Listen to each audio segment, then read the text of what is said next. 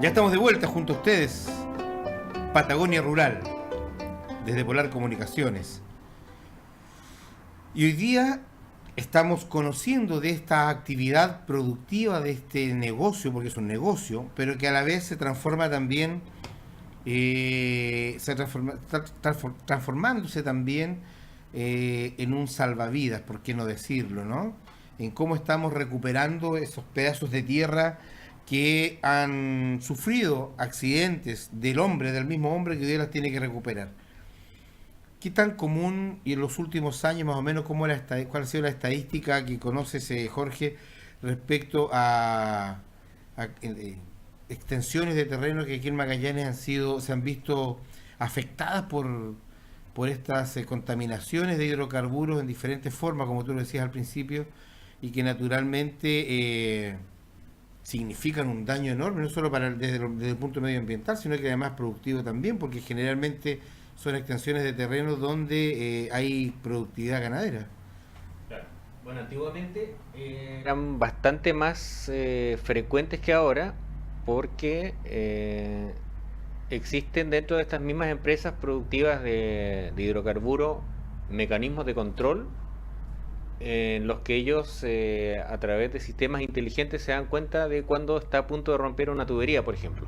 Entonces eso permite evitar que eso ocurra y por lo tanto los incidentes ambientales han sido menores. Pero no siempre los impactos tienen que ver con contaminación.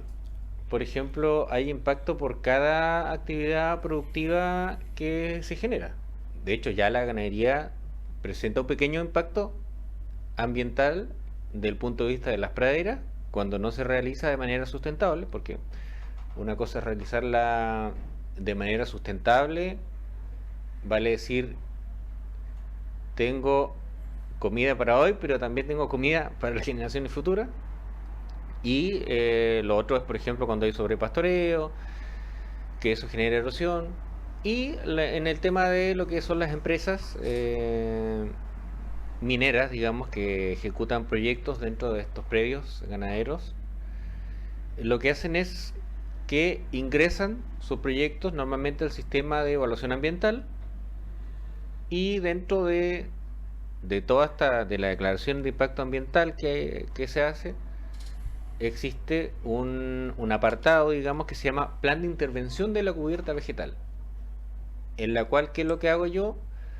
Elaboro un documento de cómo se va a realizar, por ejemplo, si voy a poner una tubería del tramo A al tramo B y tengo que escarbar, sacar tierra, digamos, debo tener el cuidado de no mezclar los horizontes, es decir, está el horizonte orgánico, que es el único capaz de sostener la vía, digamos, de mantener vegetación, y está el horizonte mineral. Entonces estos se hacen separados. Primero se saca hacia un lado, y acá es muy importante la educación y la práctica que debe tener el operador de una retroexcavadora, por ejemplo, que debe tener conciencia ambiental, y también sus inspectores de obra, etcétera, de realizar un correcto separación de los horizontes del suelo, luego pasa la tubería, luego se restituye eso, y lo que ha dado mejor resultado en Magallanes es realizar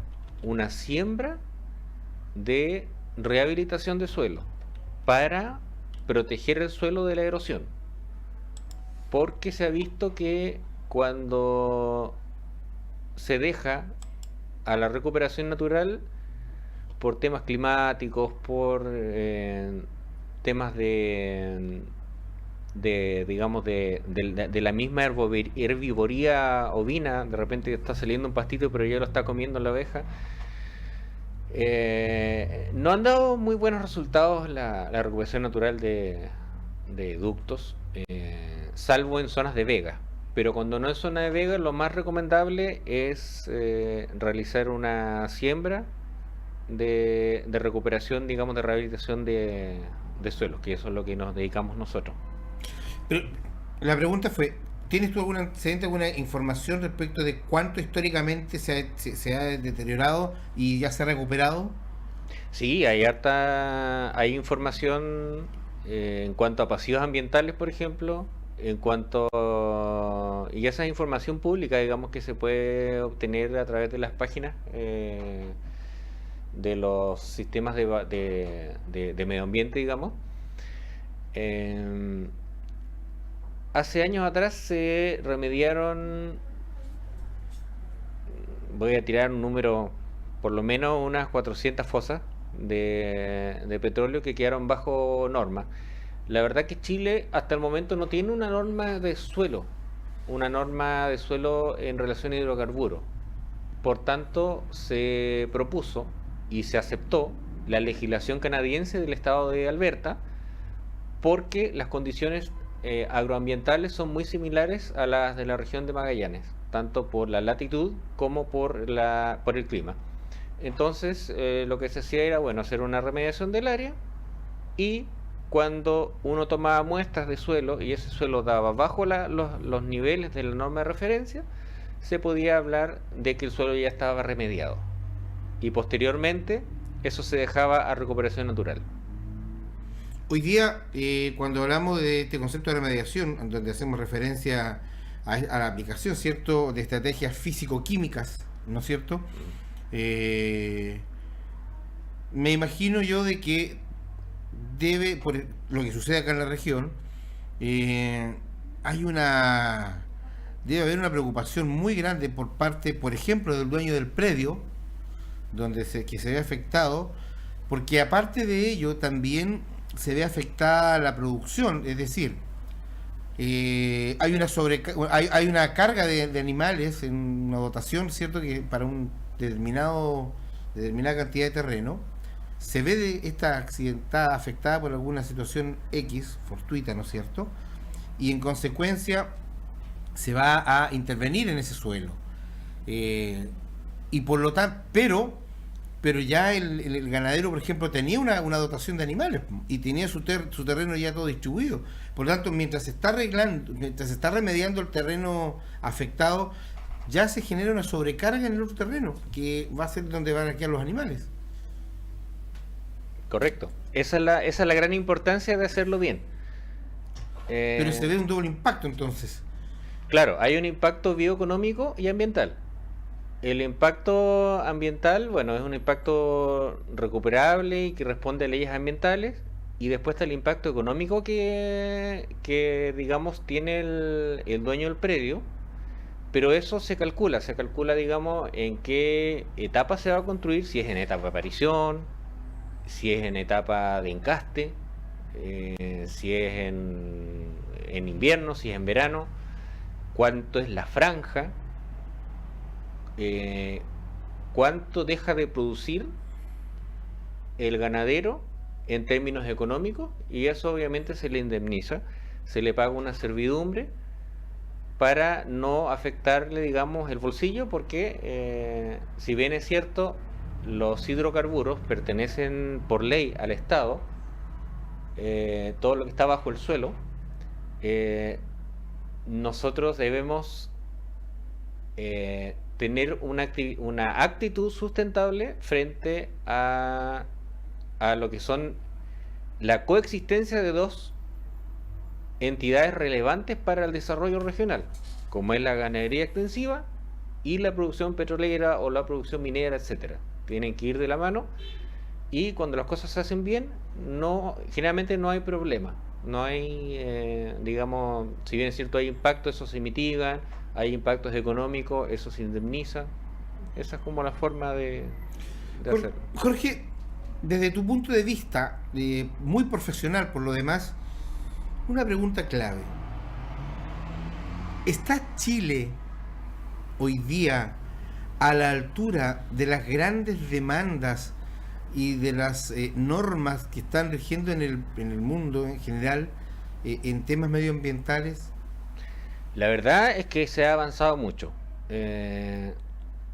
Hace años atrás... ¿Qué quiere decir se ha avanzado mucho? De 1 a 100. De 1 a 100 es difícil dar un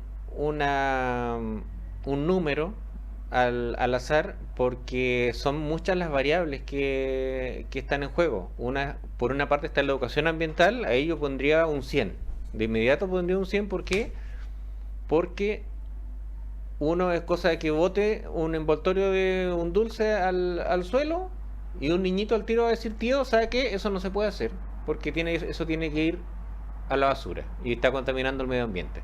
En educación ambiental se ha avanzado mucho. En legislación cada vez se está legislando más y se pretende, hay un plan digamos, de endurecer las penas. Ahora existen los tribunales ambientales. Entonces ya no es llegar y decir, no, si contamino nomás y lo dejo, digamos, a la buena de Dios. Ujú. Ahora existen leyes y cada vez más. También existe una presión social por parte de los grupos ambientalistas y por parte de la población general. No olvidemos que el artículo 19, número 8 de la Constitución Política de la República establece el derecho a vivir en un medio ambiente libre de contaminación. Vale decir, es un derecho constitucional, así de fuerte, digamos. De estricto. De estricto, sí. Ahora, sin embargo, acá en la región hemos sido testigos, todos los ciudadanos, de estos conflictos que se generan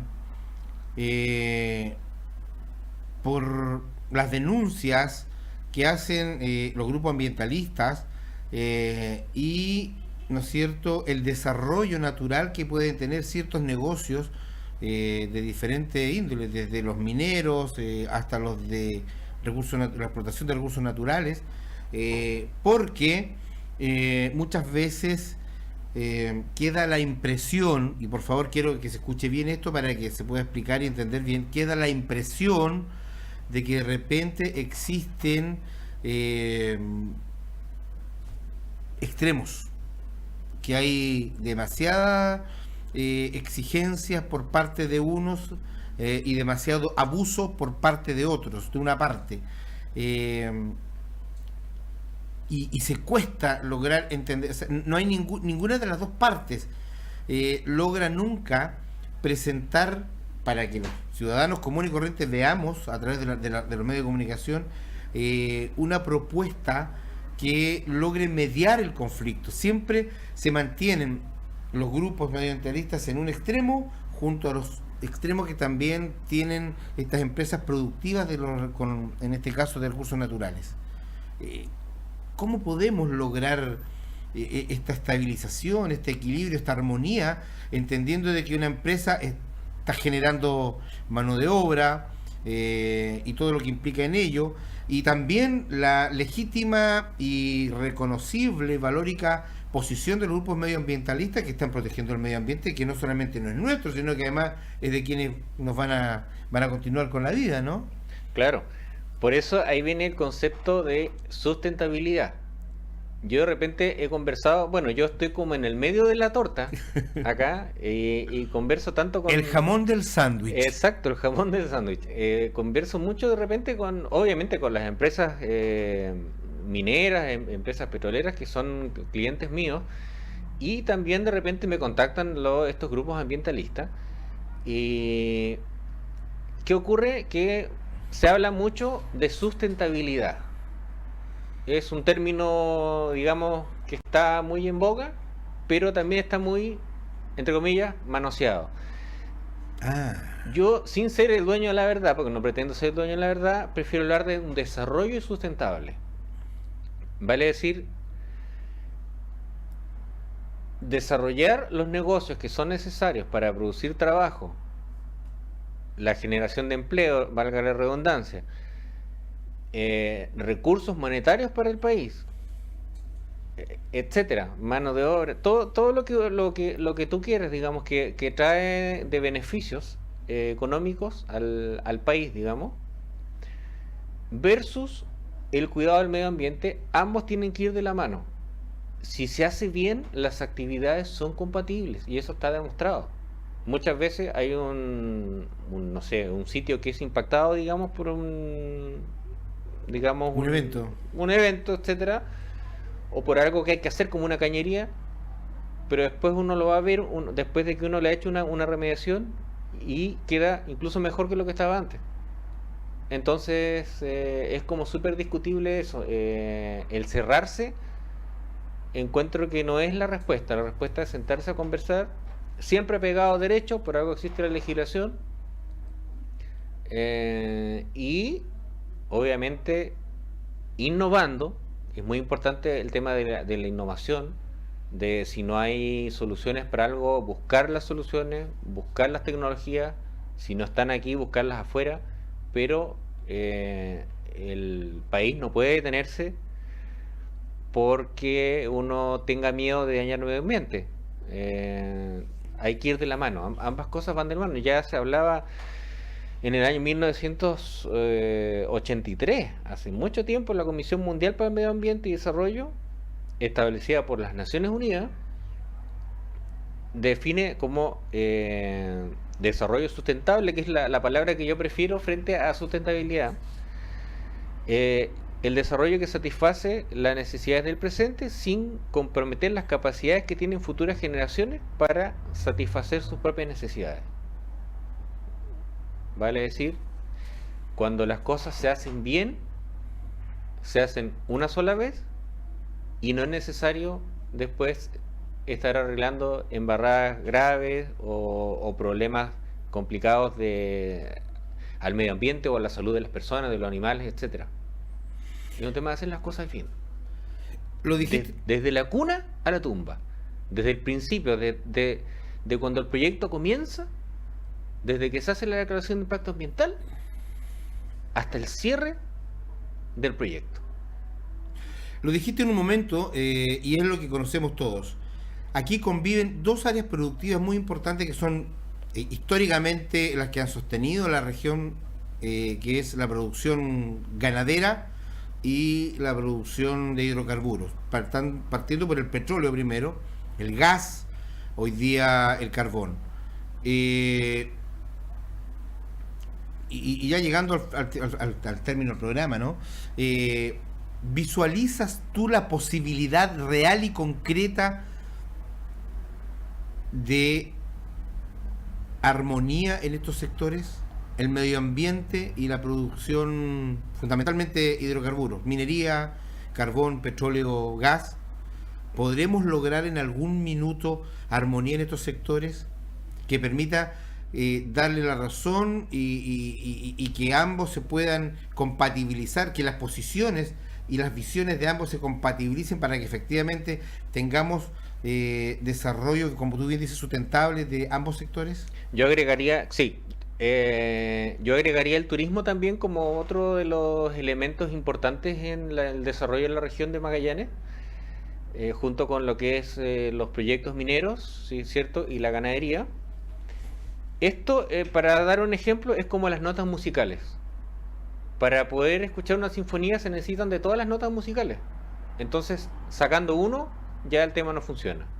Saco el tema de la importancia medioambiental y dejo la embarrada para las generaciones futuras.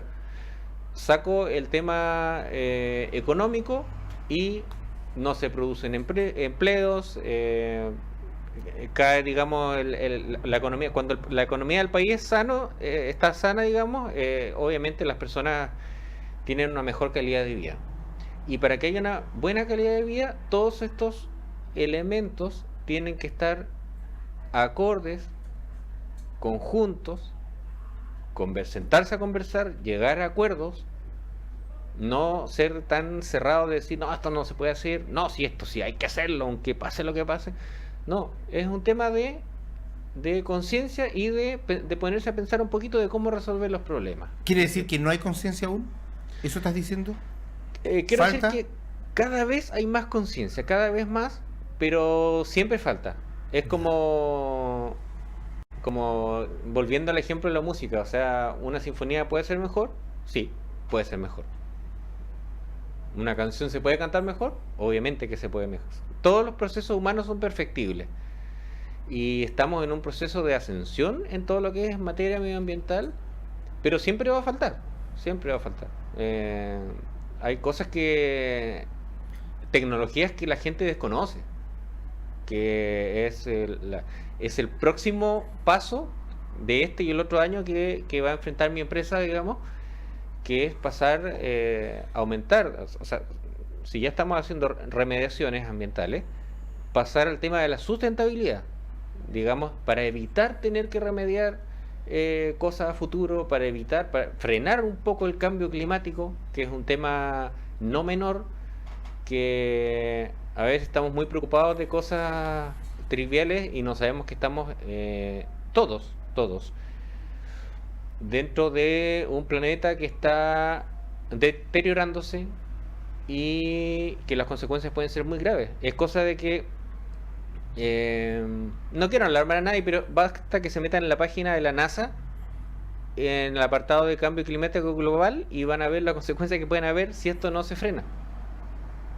¿Estamos en una alarma naranja o roja?